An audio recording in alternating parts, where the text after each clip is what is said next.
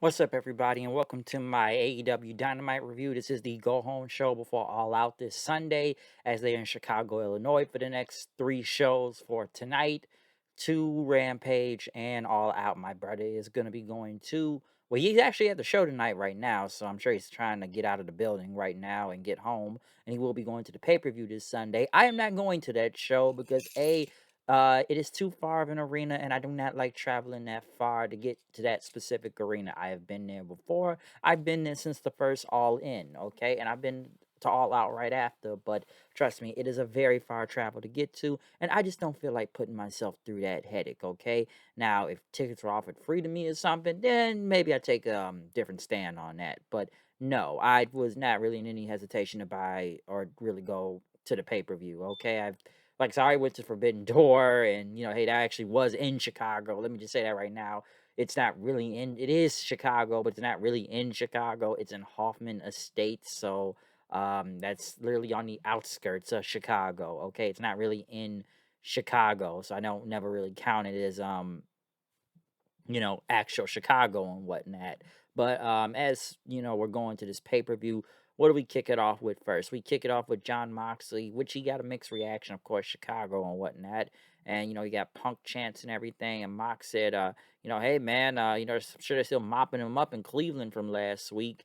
And talked about, Punk saves the 60-minute man. We had 57 minutes left in the show. Okay, what happened, huh? And that Punk basically said, he wanted to keep claiming everything, and he thought he could have a way out. He tried to hit me with his best shot, but no, he ended up folding when his foot hurt.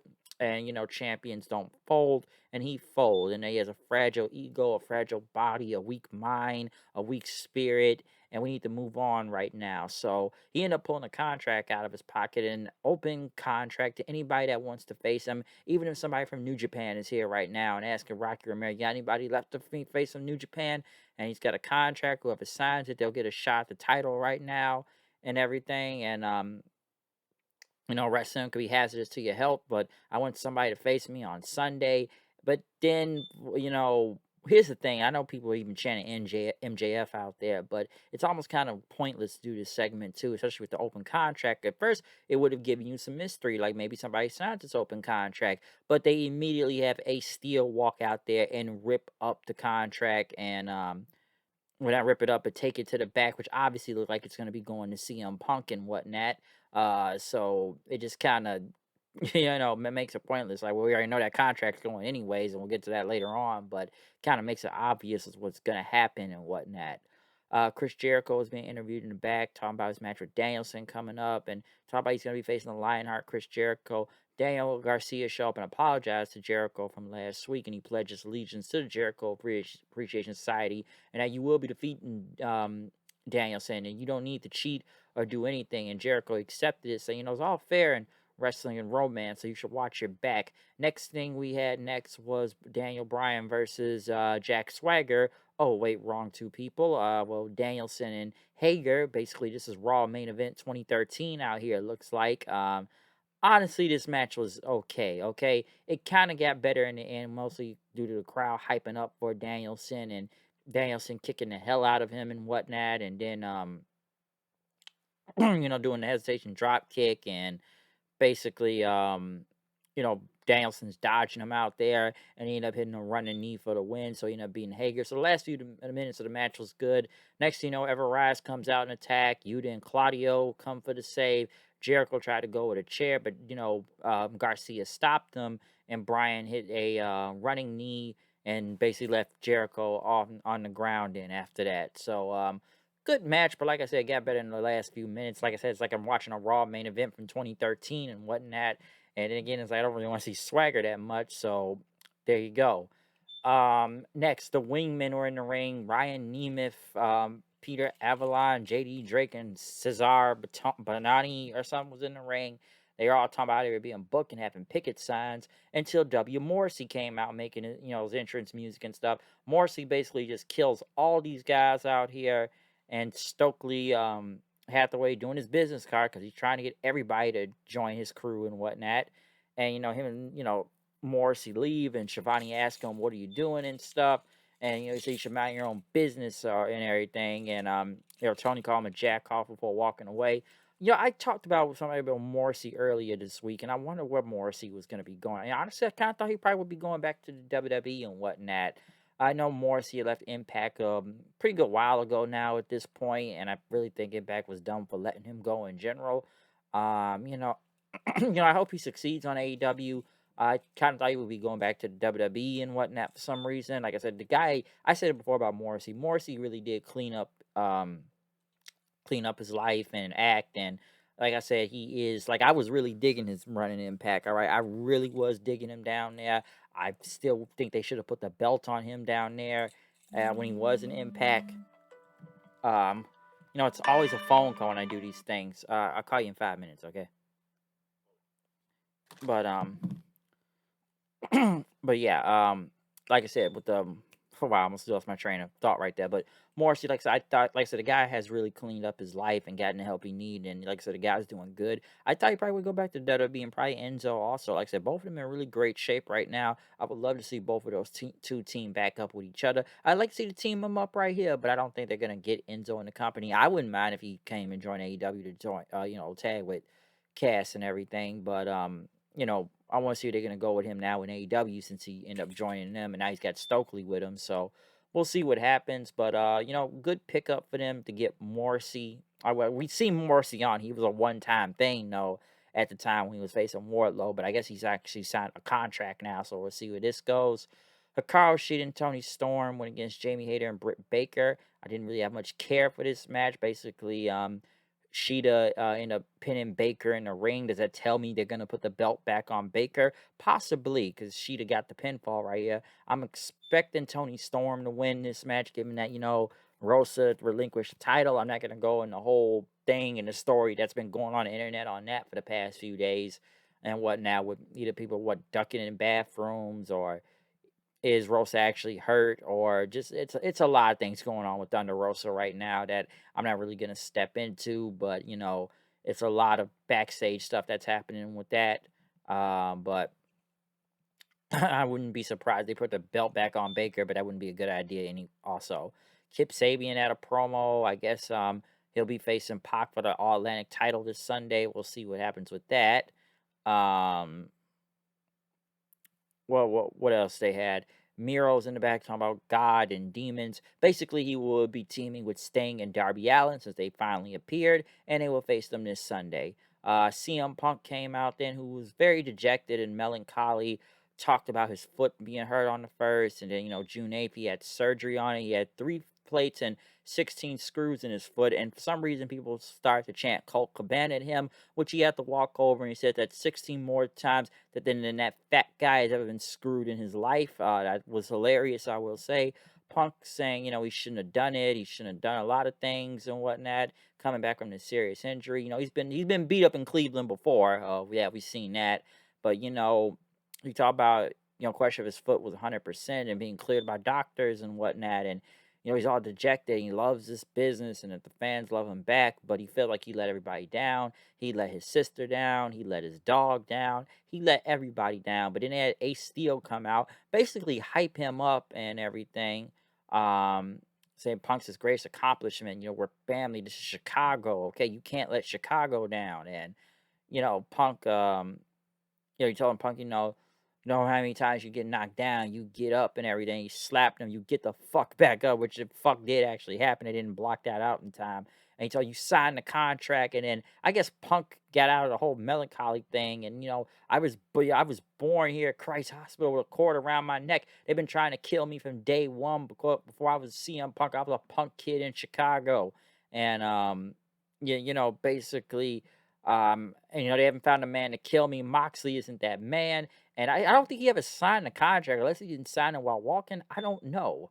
Punk just talking about this is Chicago where the weak are eaten alive and everything.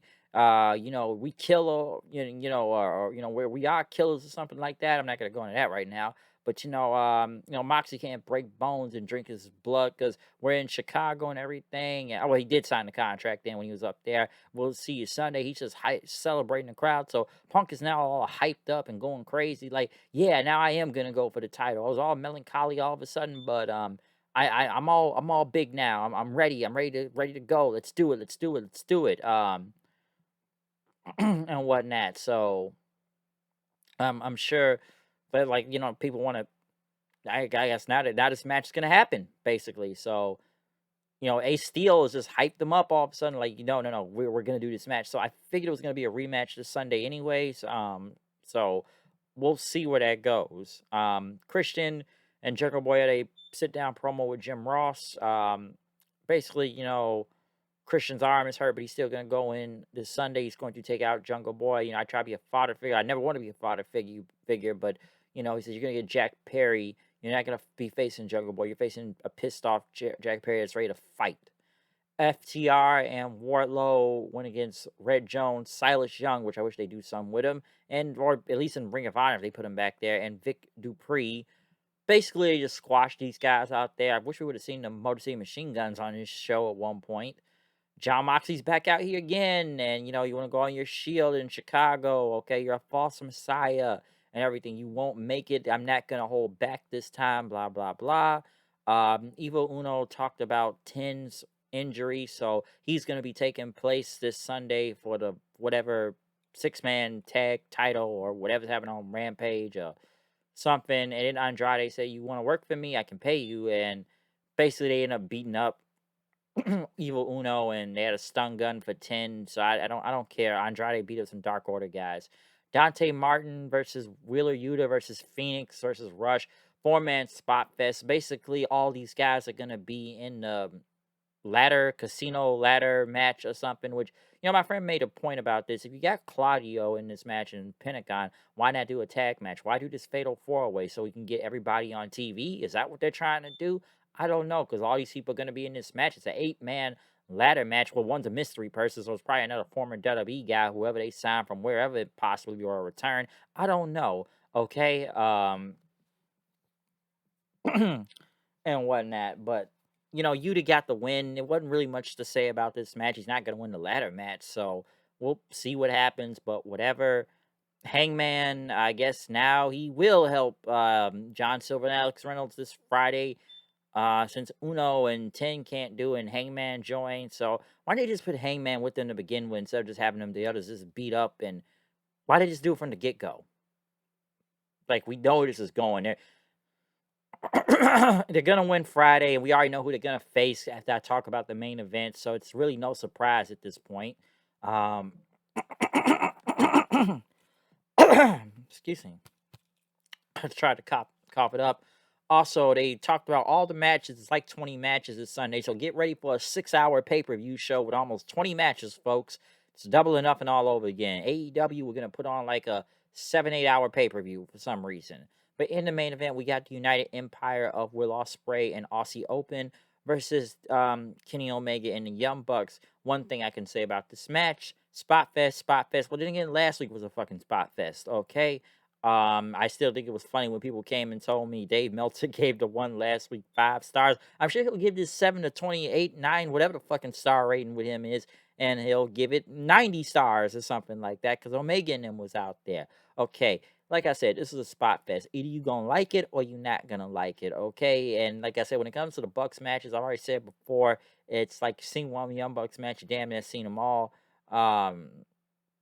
The one thing I could take away from this was mostly Omega and Will Ospreay, since they keep kind of leading into a feud with that coming. So I think it'll be a one-on-one match with them at some point, either here or maybe in New Japan. I don't know, okay? But I can see that actually happening. But they kept talking about Omega, and he actually took off the compression shirt.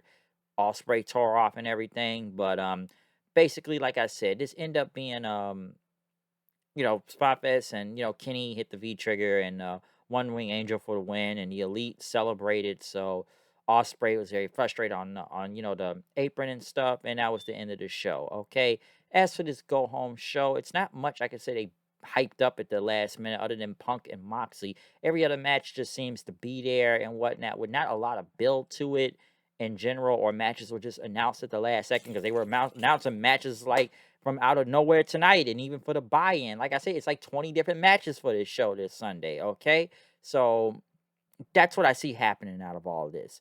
Other than that, this is the review it's gonna be a lot of reviews over the weekend. We got a lot of stuff coming up this weekend, okay? So it's gonna be like 3, 4 different pay-per-views going on, depending on how many you want to watch or review and whatnot. But it's gonna be a lot going on, okay? So we'll see what happens with that. Other than that, comment, subscribe, follow me on Twitter at HoodedKnight890. Tell me what you think about Dynamite tonight. Are you hyped for Rampage? I'm not Rampage, All Out this Sunday and everything. I don't know, but we'll see what happens. I'll see you guys then. Peace out. Comment, subscribe, follow me on Twitter, HoodedKnight890. I always forget to say that. Peace out.